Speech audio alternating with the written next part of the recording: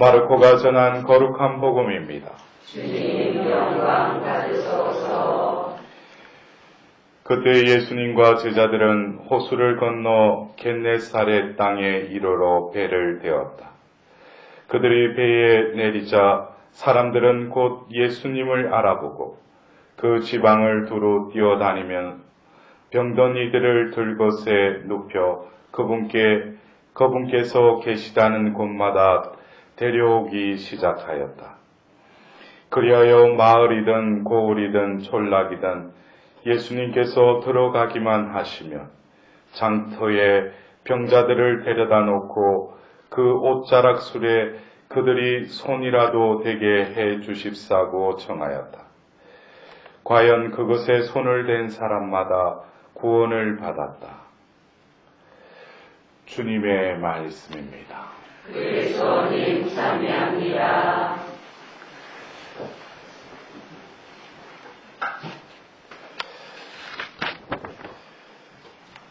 우리는 오늘 이 말씀을 통해서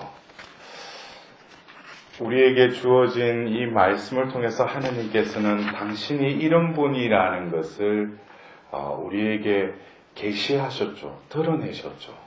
우리는 그것을 바라보았습니다. 우리가 일독서를 통해서 이 우리에게 주신 말씀의 첫 장의 그 1장의 이야기를 우리가 들었어요. 어쩌면 우리가 이 성경을 펼칠 때 이 1장을 읽는 여러분들 각자의 마음은 어떠한 마음으로 이 창세기 1장을 읽으십니까?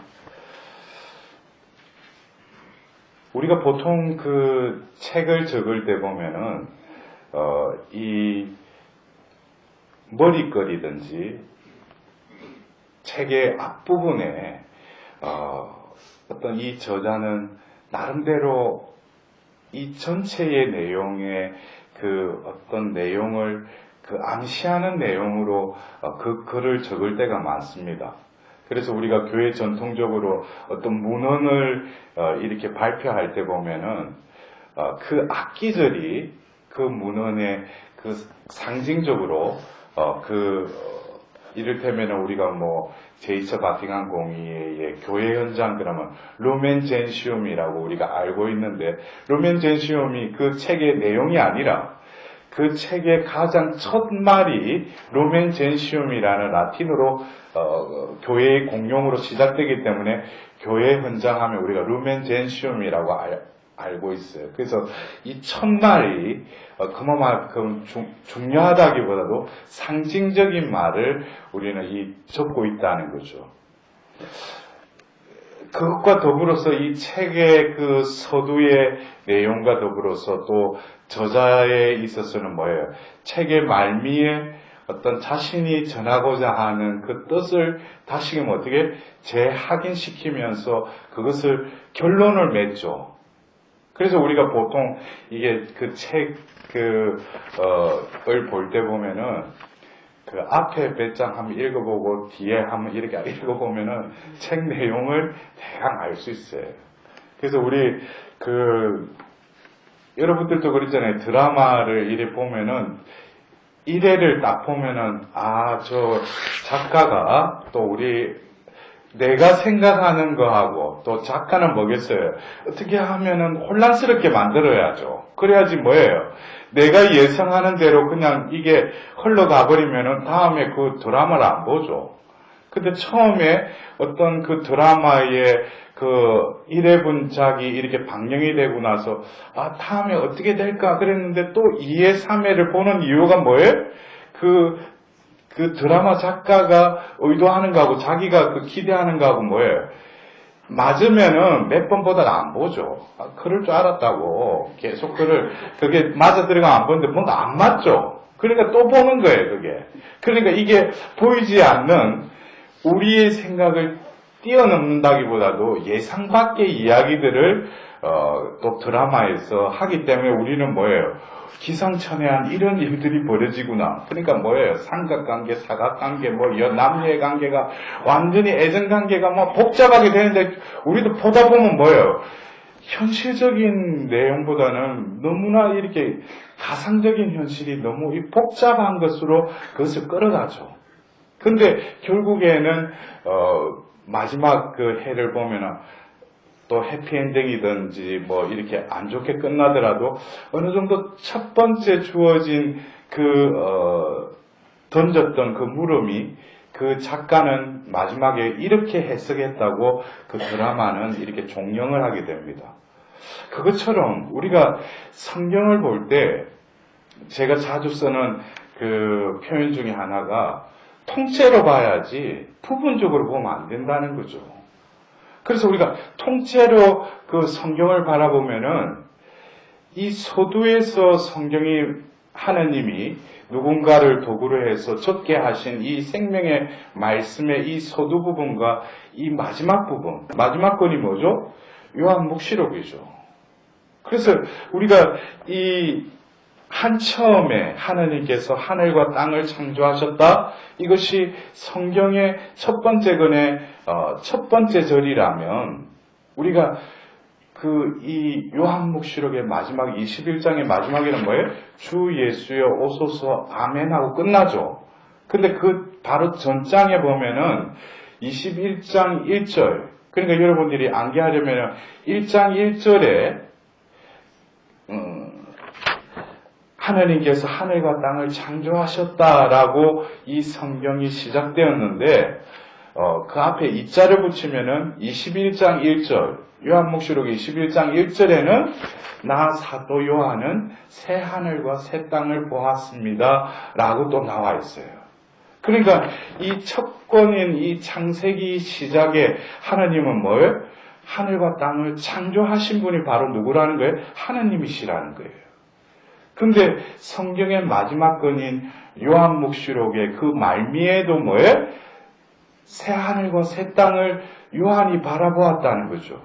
이것은 결국 이 책의 내용이 결국 창조에서 시작해서 결국 책의 마지막 건은 뭐예요? 새로운 창조가 이루어지는 것을 목격한다는 것이 이 성경의 책의 스토리라는 거예요. 그런 관점에서 우리는 이 성경이라는 이 책, 73권으로 이렇게 나눠져 있지만은 우리는 이것을 한 권의 책으로 봐야 돼요. 그러면은 창조로 시작해서 다시금 창조로 끝나는 것이 이 성경의 책이라는 거죠. 그러나 원래 하나님이 이 창조를 하시고 나서 성경에 매일 뭐라고 하셔요? 무엇이 생겨라 하시고 나서 보시니 좋았다 그랬어요. 보시니 참 좋았다 그랬어요. 하나님이 얼마나 좋았으면은 성경에 꼭 이걸 똑 적으라고 하겠어요. 보니 참 좋았다 이거예요. 좋았다 했다가 인간을 만들고 나서 참 좋았다 그랬어요. 얼마나 좋았으면. 근데 이 성경의 첫 번째 장에 하나님의 마음에 그 보시니 참 좋았다라는 그 마음. 그러나 우리는 뭐예요? 이 성경을 결국 계속 적게 하게 했던 그 원인은 하나님이 이 글을 계속 적고 싶은 마음이 없었어요. 왜냐하면 이 세상을 창조하시고 보시니 좋은 모습대로 그냥 유지가 됐으면은 이 성경은 안 적혔겠죠. 예? 근데 뭐예요? 마지막 날에 인간을 창조하고 나서 그 인간들이 잠깐 창세기 2장의 에덴 동산에서 해피한 모습을 보이다가 3장에 뭐예요? 앞불사범 죄를 지어요. 결국 이 성경을 우리에게 읽으라고 당신을 이 말씀으로 계시하신 목적은 이 죄라는 이 원죄의 사건이 없었다면 이 성경은 우리에게 건네지지 않았을 거예요. 왜냐하면 보시니 좋았다라는 이것이 뭐예요? 헛털어져 버렸다는 거죠. 우리는 다시금 이 창세기 1장에 보시니 좋았다라는 그 하나님 마음을 여러분들 한번 느껴보신다면 하나님이 얼마나 흡족해 하시는 그 마음을 여러분들 느낄 수 있겠어요? 근데 더불어서 우리는 다시금 이 시편 저자가 주님은 당신이 이루신 일을 기뻐하시리라 그랬어요. 당신이 이루시는 일을 기뻐하신다는 거예요. 그래서 우리가 오늘 들었던 이 말씀의 일독서를 통해서 하나님이 아주 좋았는데 또 시편 저자는 주님이 이루신 일을 기뻐하신다고 그랬어요. 좋아하시는 하나님, 또 기뻐하시는 하나님. 여러분들 이런 좋아하시고 기뻐하시는 하나님의 그 마음을 이렇게 한번 우리가 내 마음을 한번 느껴보셔요. 근데 좋아하시고 기뻐하시는 그 하나님 마음이 나를 본다면 여러분들 어떠실 것 같아요? 좋아하실 것 같아요? 지금 기뻐하실 것 같아요?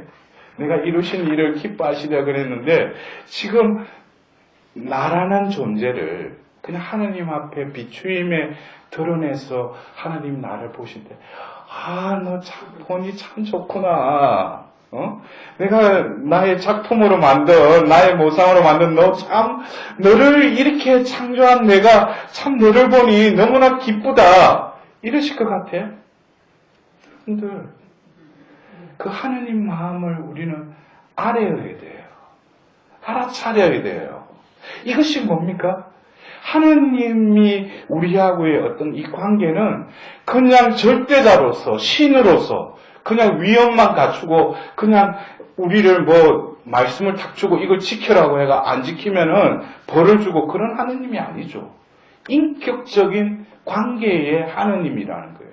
그래서 우리는 그냥 이 말씀을 듣고 신앙생활을 하면서 우리 눈에는 보이지 않지만은 그러나 우리에게 주신 이 영이라는 이 세계 안에서 우리는 뭐예요? 하느님과의 살아있는 그 관계를 맺어야 된다는 거. 그러면 우리도 뭐예요? 하느님으로부터 창조되었다면 우리도 역시 뭐예요? 하느님의 마음을 알아차릴 수 있는 그것을 우리에게 부여해 주셨다는 거죠.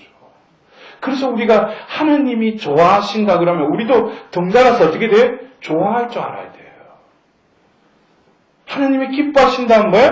그것이 이 세상 무엇보다도 나의 기쁨이 되어야 돼요. 그래서 우리가 주님은 나의 기쁨이라고 그러잖아요. 근데 여러분들은 하나님 앞에 서서 하나님 마음을 되뇌이고 그것을 알아차리고 하기보다는 뭐예요? 내 마음을 자꾸 하나님 앞에 드러내길 원하죠. 여러분들 보십시오. 먼저 내가 하나님의 그 현존 앞에 머무를 때 먼저 내 존재라는 이 피조물이라는 이 관계, 창조주와 피조물이라는 이 관계 속에서 우리가 할 수 있는 것은 내 마음을 알아차리기 이전에 하나님의 마음을 알아차리려고 우리는 연습을 해야 돼요. 왜? 그분으로부터 창조된 피조물이기 때문에. 그래서 이러한 관계가 제대로 이렇게 정립이 안 되면 뭐예요? 하느님 앞에 와서 기도한다고 하면서도 뭐예요? 그냥 벽 보고 기도하는 거예요. 주님 내가 힘들어 죽겠다고. 왜 나에게 이런 일을 왜 지금 이 현실적으로 너무 힘들다고. 그럴 때 보셔요. 내가 지금 현실적으로 힘이 들어요. 내가 마음이 아파요. 슬퍼요. 그런데 하느님 앞에 머무르는데 나도 지금 슬프고 아픈데 하나님 앞에 그냥 머물러 있는데 뭐예요? 하나님이 더 아파하신다는 거예요. 하나님이 지금 내가 겪고 있는 그 슬픔보다도 더 안타까워하시는 그 하나님 마음을 우리는 알아차려야 돼요. 그럴 때 뭐예요? 나 외롭지 않죠. 고독하지 않죠. 왜? 그분이 나를 보살피고 계시니까. 여러분들 내가 힘이 들고 내가 하나님은 왜 내 기도를 안 들어주시느냐 그거를 좀 더 깊이 들어가 보면 하나님이 왜 나를 알아주지 않는가 그거는 뭐예요? 지가 하나님을 아직 알아보지 못한다는 말이기도 해요. 그런데 이게 제가 말장난하는 게 아니고 내가 힘들고 아프다고 해서 기도는 왜 해요? 위로받고 힘을 얻고 하나님으로부터 또 기쁨을 얻기 위해서 기도하는 거 아니에요? 맞잖아요. 그렇다면 하느님이라는 그 현존 속에 들어가기만 하면 뭐예요? 내가 이래서 지금 현실적으로 힘들다고 하는 말도 뭐예요? 필요 있다 없다? 없어요. 왜? 그분은 나를 속속들이 매양 다 알고 계시기 때문에. 여러분들 보십시오. 오늘 우리가 이 복음, 이 기쁜 소식을 보면 예수님이 그 2000년 전 그 갈릴레아 그 땅에 어느 날 겟네사렛 땅에 그 머물렀을 때 많은 이들이 그분께 다가왔어요. 들것에 병든 이를 또 싣고 오고 또 별의별 병자들을 데리고 왔는데 그분의 옷자락술에 손을 댔는데 그 댄 사람들이 어떻게 됐다고 했어요? 여러분들 여기서 마르코복음 그 6장 그 56절은 아주 재미있는 표현을 했어요. 우리는 예수님을 만지고 예수님이 말씀하시면 어떻게 돼요? 그 병이 나았다라고 우리는 그렇게. 근데 오늘 뭐예요? 과연 그것에 손을 댄 사람마다 치유를 받았다가 아니라 구원을 받았다 그랬어요. 이 한 구절을 볼 때 우리는 그래요. 예수님을 찾아와서 치유 그게 잘못됐다는 게 아니에요. 우리가 한간의 교회 안에서 은사적인 그것으로 인해서 치유의 은사에 의해서 많은 이들이 하나님의 치유의 은사를 통해서 베풀어 주셨어요. 그러나 뭐예요?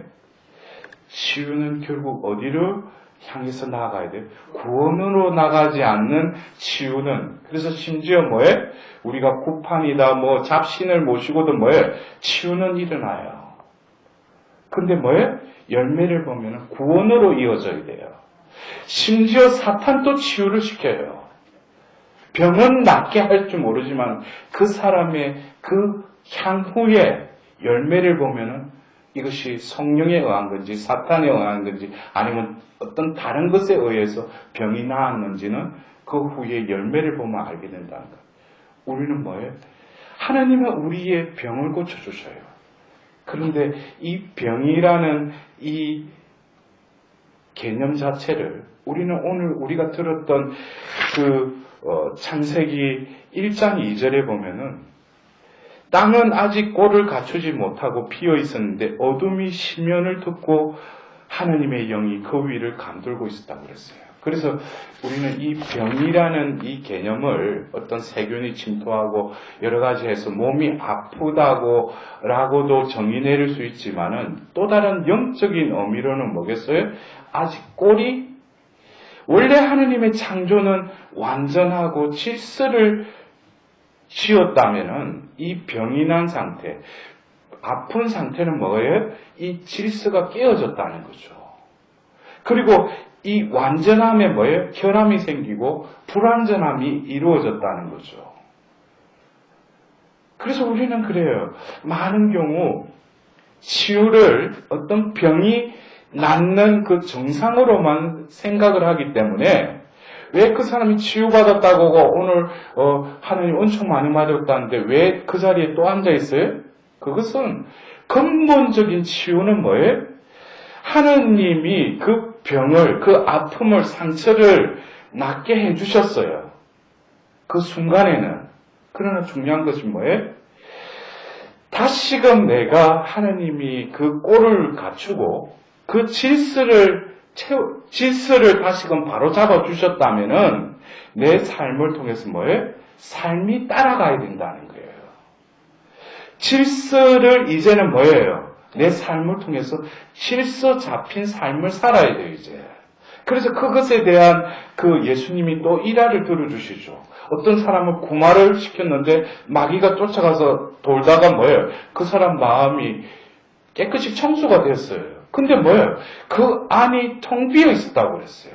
그러자 뭐예요? 더 많은 마귀를 데리고 와서 그곳에 가서 살았다고 예수님 말씀하고 계셔요. 그 예화를 통해서 뭡니까? 우리가 예수님이 우리를 다시금 은총을 베풀어 주셨으면 그 다음 단계가 더 중요하다는 거죠. 그래서 우리가 그래요.